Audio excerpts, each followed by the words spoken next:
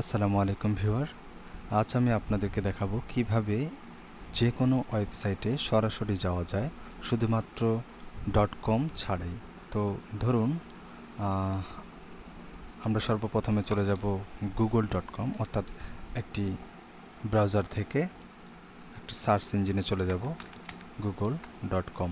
এরপরে এখানে দেখা যাচ্ছে এখানে আমরা কোনো কিছু লিখে সার্চ দেব এবং দুইটা অপশন আছে, একটা হচ্ছে গুগল সার্চ, অপরটি হচ্ছে আই এম ফিলিং লাকি।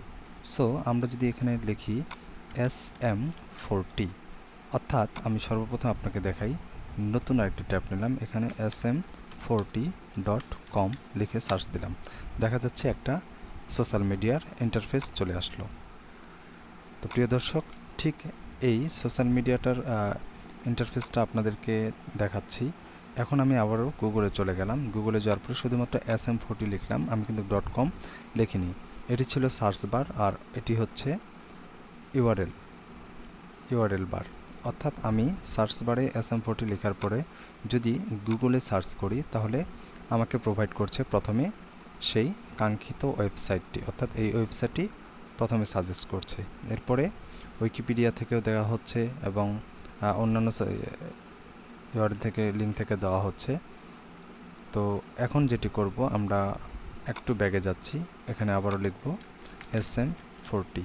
আমি প্রথমে গুগল সার্চে ক্লিক করার পরে যে ইন্টারফেসটা দেখলেন সেটা দেখছেন, এবং এখন যদি আমি পুনরায় এখানে SM40 লেখার পরে আই এম ফিলিং লাকিতে ক্লিক করি তাহলে সেই এরকমই কাঙ্ক্ষিত একটি ওয়েবসাইটে নিয়ে যাবে। So let's try. সো প্রিয় দর্শক, আপনি চাইলে আপনার যে কোনো ওয়েবসাইট, ধরুন আরও একটি ই কমার্স ওয়েবসাইট আমি সার্চ করব,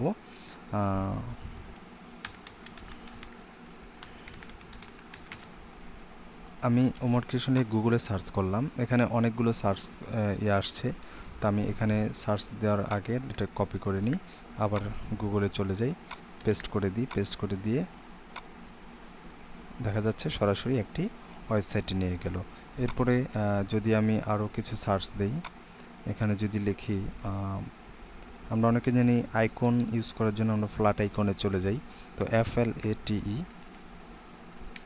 ফ্ল্যাট আইকন, আমরা যদি এখানে ক্লিক করি আমাদেরকে সার্চে নিয়ে যাচ্ছে, এরপর আবার ক্লিক করতে হচ্ছে। আমরা আবার ব্যাগে যাই, এখানে লিখব FLATICON ফ্ল্যাট আইকন লেখার পরে আই এম ফিলিং লাকি, সরাসরি আমাদেরকে ওয়েবসাইটে। আপনারা চাইলে যে কেউ যে কোনোভাবে সরাসরি ওয়েবসাইটে যাওয়ার জন্য এই কৌশলটি অবলম্বন করতে পারেন। ধন্যবাদ সময় দিয়ে ভিডিওটি দেখার জন্য। আসসালামু আলাইকুম।